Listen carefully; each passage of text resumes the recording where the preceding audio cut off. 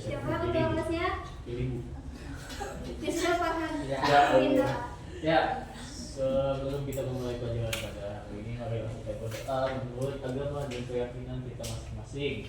Doa dimulai.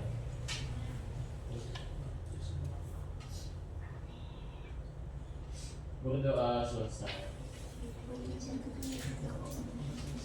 Kalau kasih mau tanya, apakah peserta didik hari ini akan hadir semua atau ada yang tidak berhadir? Ada yang tidak berhadir, Ibu. Siapa? Ada yang namanya muncul Kamu keterangannya? sakit. Lalu ada lagi? Lalu ada Anwar Kamil Effendi, Ibu. Tidak ada keterangan.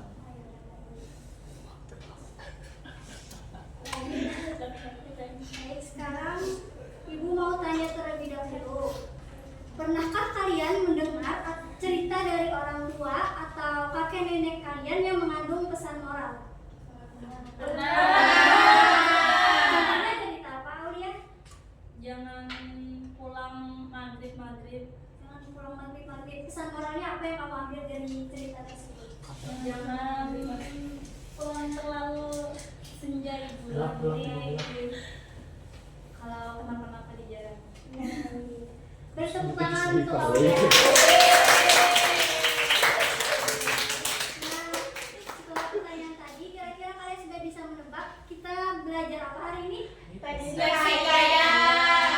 Ya, betul sekali. Jadi kita hari ini belajar tentang fleksikaya. Nah, Ibu akan menyampaikan tujuan pembelajaran kita pada hari ini. Jadi pada materi ini kita ada 2 kali pertemuan, yaitu pertemuan hari ini dan pertemuan kedua yang akan membuat karya kreatif nantinya. Jadi untuk pertemuan hari ini tujuannya yaitu kalian mampu memahami dan mengidentifikasi karakteristik dan blok dalam fleksikaya.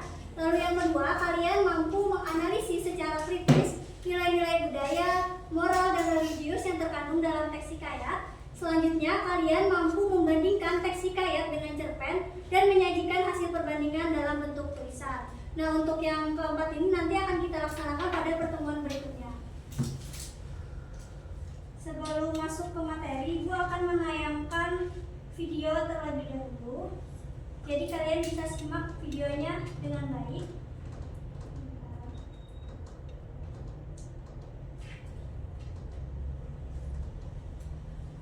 Ini volumenya masih mati, Bu. Volumenya yang di laptop, Bu. Yang di laptop. Iya. Nah, mereka hidup serba kekurangan. Kisah dan menarik. Sekali, seorang tempat terkecil di Kalimantan Barat, hiduplah seorang wanita tua bersama anak perempuan. Mereka hidup serba kekurangan. Anak wanita tua itu cantik jelek, sebenarnya tinggi, rambutnya hitam bergelombang. Namun hatinya tidak seperti Pastor. Anak perempuan itu tidak pernah mau membantu ibunya. Awalnya pemalas. Dia hanya peduli dengan kecantikan yang dia miliki. Setiap hari, anak perempuan itu hanya berdandan. Tidak hanya pemalas, anak perempuan tua itu juga sangat manja. Apapun yang dipilih hati harus dipenuhi. Dia tidak peduli dengan keadaan keluarganya yang miskin. Dia tidak peduli dengan ibunya yang selalu bekerja keras agar mereka bisa makan. Suatu hari, sang ibu mengajak putrinya pergi ke pasar desa untuk membeli sesuatu. Mereka harus berjalan kaki sangat jauh untuk mencapai pasar desa yang dimaksud. Anak perempuan itu berdandan cantik sekali. Dia menggunakan pakaian yang semua agar orang-orang bisa lihat dan mengagumi kecantikannya. Sementara ibunya menggunakan pakaian yang buruk. Karena mereka berdua hidup di tempat kecil, orang-orang tidak ada yang menyadari bahwa mereka yang sedang berjalan itu adalah ibu dan anak. Benar saja, mereka menarik perhatian orang-orang desa saat mulai memasuki desa. Banyak pemuda desa yang terpesona dengan kecantikan anak perempuan itu. Namun, saat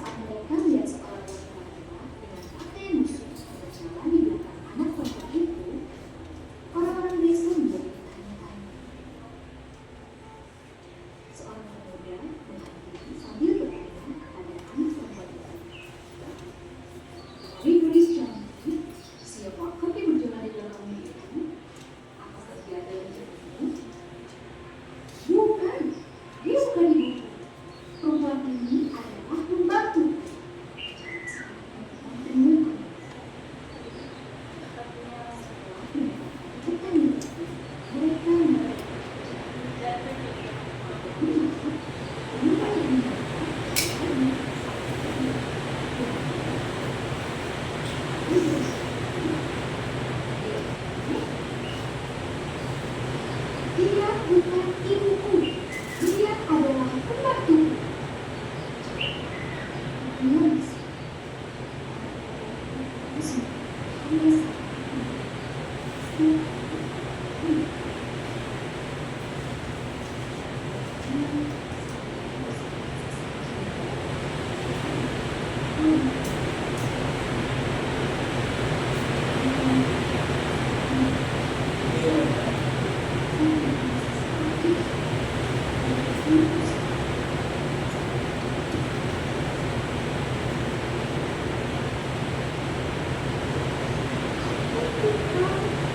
Aku sedih sekali. Aku bertinggal. Apa ini adalah hukuman dari Tuhan?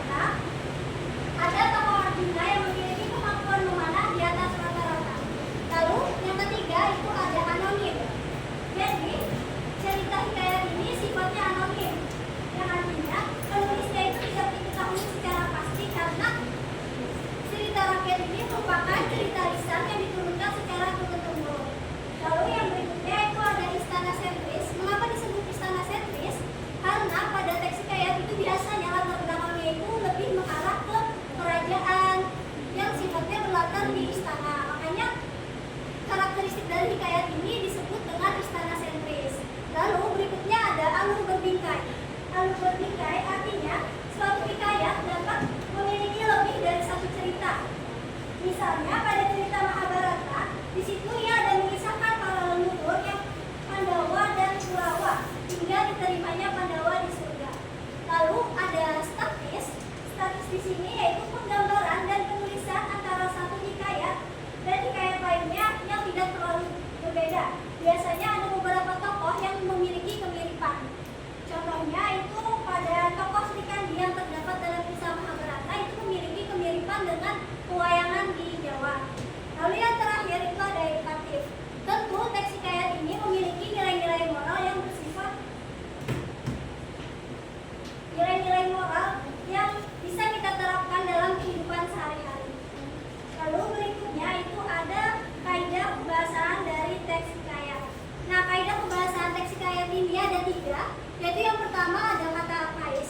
Kata arkais di sini kata yang berhubungan dengan masa dahulu, masa kuno dan tidak lazim digunakan di zaman sekarang. Contoh katanya yaitu yang pertama ada jangat. Jangat itu memiliki makna keranjang. Lalu yang kedua itu ada langis yang artinya itu punah. Lalu yang ketiga ada maharana yang artinya perang besar. Lalu yang kedua itu ada konjungsi temporal. Konjungsi temporal itu adalah kata penghubung untuk menandakan urutan waktu seperti sebelum, sesudah, lalu, setelahnya, hingga sampai sejak, kemudian, dan akhirnya. Lalu yang ketiga itu ada majas atau gaya bahasa agar kalimat menjadi lebih hidup. Ada 3 majas yang digunakan dalam teks hikayat, yaitu yang pertama ada majas simile. Majas simile di sini adalah majas pertautan yang membandingkan 2 hal yang berbeda, tetapi dianggap mengandung segi yang serupa. Nah, pada majas simile ini ditandai dengan kata bagai, bagaikan, seperti, serupa, dan semisal. Contohnya, tuan mencari-cari tuan bak kesetanan. Lalu yang kedua itu ada majas antonomasia. Jadi majas ini adalah majas yang menyebutkan sesuatu tanpa menyebutkan nama aslinya, melainkan ia menyebutkan dengan sifat yang melekat pada seseorang. Misalnya, si kecil itu sedang bermain dengan riang, atau si pintar sedang belajar di perpustakaan. Lalu yang terakhir itu ada majas hiperbola, majas yang menggunakan ungkapan berlebihan dan terkesan tidak masuk akal. Misalnya, tangisan sang putri terdengar hingga langit ke-7. Baik, selanjutnya itu ada nilai-nilai hikayat. Dalam hikayat itu terdapat 5 nilai-nilai yang ada, yaitu yang pertama ada nilai religius, mengajarkan kita untuk meyakini keberadaan Tuhan. Lalu yang kedua itu ada nilai moral, mengajarkan kita untuk bertindak hati-hati. Lalu yang ketiga itu ada nilai sosial, mengajarkan kita untuk berbuat baik pada sesama. Lalu yang keempat itu ada nilai budaya yang berhubungan dengan adat istiadat masyarakat tertentu. Dan yang terakhir itu ada nilai edukasi yang berhubungan dengan kewajiban mengenyam pendidikan sejak kecil. Nah, ini perbedaan dari teks hikayat dengan cerpen. Kalian bisa melihat ada 8 poin untuk membedakan teks hikayat dengan cerpen, yaitu yang pertama pada tema dan latar. Tentu tema hikayat sudah dijelaskan di awal bahwa tema hikayat di sini berkaitan dengan kepahlawanan dan latarnya pun selalu berada di istana tadi ya, yang sebutannya di istana sentris. Sedangkan kalau cerpen itu lebih beragam. Lalu yang kedua itu ada alur cerita. Hikayat itu sering menggunakan alur maju, sedangkan cerpen itu alurnya lebih beragam, bisa alur maju, mundur, atau campuran. Lalu yang ketiga itu sudut pandang. Nah, hikayat menggunakan sudut pandang orang ketiga yang kita tahu. Sedangkan kalau cerpen itu menggunakan sudut pandang orang pertama, kedua, atau bahkan ketiga. Lalu untuk bahasa dan gaya, hikayat biasanya menggunakan bahasa Melayu klasik, sedangkan cerpen menggunakan bahasa Indonesia sehari-hari. Lalu yang kelima itu ada tokoh. Tokoh hikayat itu terbatas pada raja, ratu, atau tokoh kerajaan, sedangkan cerpen itu lebih beragam. Yang keenam itu ada unsur intrinsik. Hikayat lebih kaku dan konvensional, sedangkan cerpen lebih fleksibel. Lalu yang ketujuh itu ada fungsi. Hikayat sebagai media untuk menyampaikan pesan moral, sedangkan cerpen untuk menghibur. Meskipun memang setiap tulisan itu pasti memiliki pesan moral, tetapi hikayat ini tujuan fungsi utamanya itu adalah untuk menyampaikan pesan moral, sedangkan cerpen itu tujuan utamanya untuk menghibur. Lalu yang terakhir itu ada keunikan. Hikayat mengandung unsur mistik dan di luar nalar, sedangkan cerpen menekankan pada aspek realistik. Baik, itu tadi penjelasan dari Ibu. Apakah ada yang masih kurang dipahami atau penjelasan Ibu terlalu cepat? Kalau bisa dibuat tabel tema dan mata, hikayat dan ucap. Oh ya, Gitu ya. baik. Kan ada perbedaan kasih kait dan cepat. Jadi buat tabel tuh memudahkan siswa memahami. Karena seperti itu terkadang ada siswa yang malas membaca. Baik, apakah ada yang ingin bertanya? Sebelum kita lanjut ke penugasan. Tidak ada yang Lanjut, Ibu, lanjut. Kita lanjut ke penugasan. Di sini ada 2 tugas, tapi Ibu minta kerjakan di tugas pertama dulu. Ibu akan membagi kelompok seperti yang ini aja ya, 3 sampai 4 orang. Lalu Ibu akan membagikan LKPD-nya.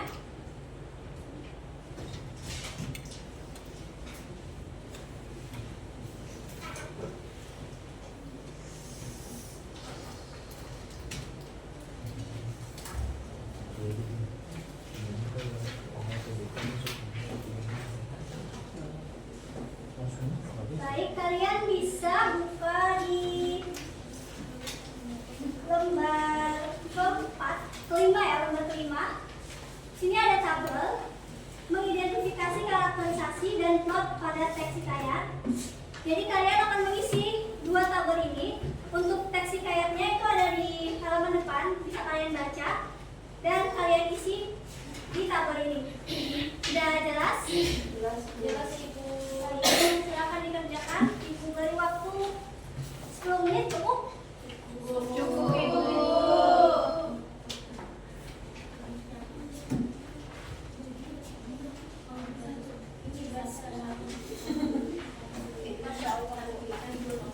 Apakah masih ada yang kurang jelas? LKPD yang mana? Nah, ini ya Bu, LKPD-nya Bu.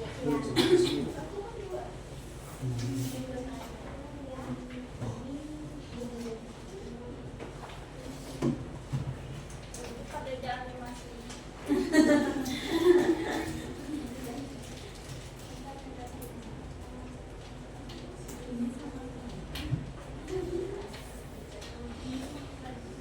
Jika sudah bisa kumpulkan LKPD-nya.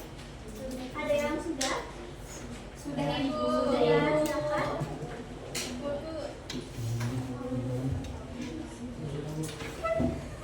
Kelompok putri bisa presentasi langsung. Ini ada.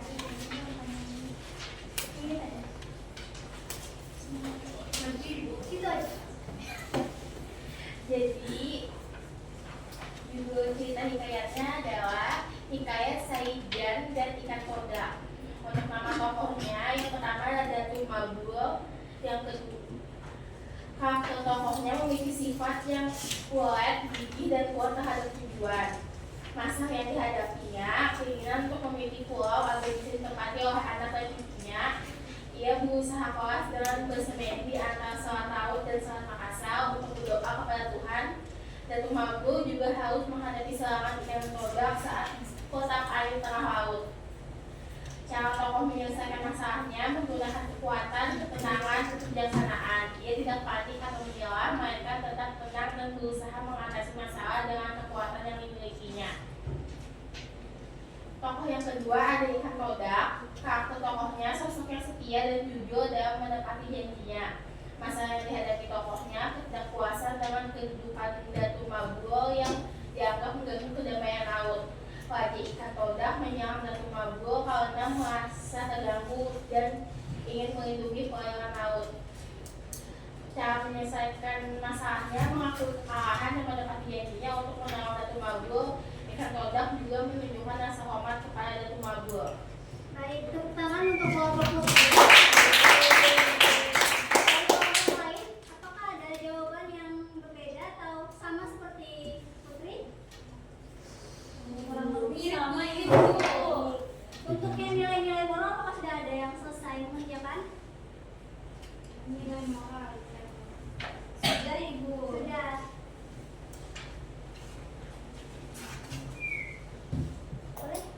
Kelompok Aulia presentasikan. Baik, Jadi dari kelompok kami ada menemukan 4 nilai moral dari cerita. Yang pertama ada nilai pendidikan, Bu. Tentang tetap berjuang dalam mencapai tujuan. Nah, di dalam teks cerita itu ada digambarkan Datuk Mabrur tetap bertapa begitu lama walaupun siang dan malam serta diserang oleh ikan todak. Yang kedua ada nilai religius, yakni berdoa dan bersyukur kepada Tuhan. Di dalam teks terdapat pada ia memohon kepada Sang Pencipta agar diberi sebuah pulau. Dengan memanjatkan puji dan syukur kepada Sang Pencipta, ia menamakannya Pulau Halimun. Lalu yang ketiga, nilai moral, yakni memikirkan masa depan keluarga dan keturunan. Nah, di dalam teks itu terdapat pada kutipan ini, Bu, tidak, aku tak punya keinginan pribadi, tapi untuk masa depan anak cucuku nanti. Lalu Datuk Mabrur menceritakan maksud pertapaannya selama ini. Yang terakhir ada nilai sosial, yakni bekerja sama dalam mencapai sebuah tujuan. Dalam teks kita harus rapat mufakat, bantu membantu, bahu membahu, setuju. Itu saja Bu dari kami. Tepuk tangan untuk tadi tugas yang pertama. Mungkin waktunya sudah ya, baik, kita lanjut ke evaluasi. Jadi Ibu bisa kalian keluarkan gawainya dan silakan pindai kode QR yang ada di depan.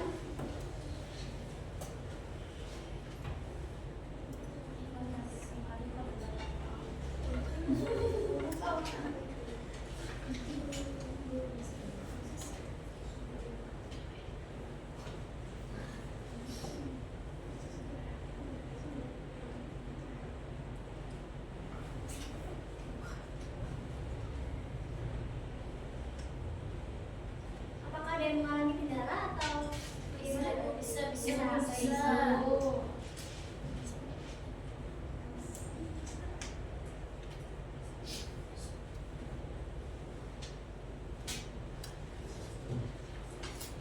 Jika sudah, kalian bisa lanjut untuk memindai kode batang sebagai refleksi kita pada hari ini.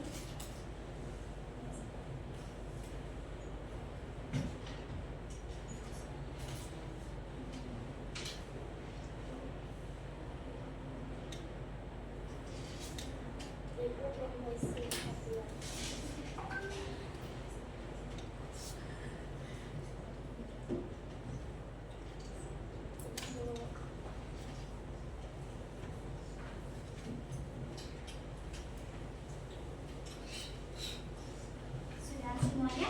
Sudah. Itu saja pembelajaran kita pada hari ini. Ibu minta, berhubung kelompok sini tadi belum ada presentasi, siapa yang berkenan untuk menyampaikan simpulan kita pada pembelajaran hari ini? Saya, Bu. Baik, silakan Mahdiati. Salah satu peserta didik. Oh iya.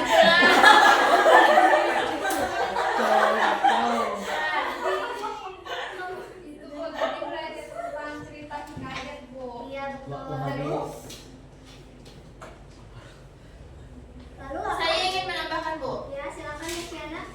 Teks hikayat adalah sastra lama yang ditulis dalam bahasa Melayu. Biasanya pada teks hikayat menonjolkan unsur penceritaan, berciri kemustahilan dan kesaktian para tokohnya. Karakteristik hikayat ada 7, diantaranya ada kemustahilan, tokoh sakti, anonim,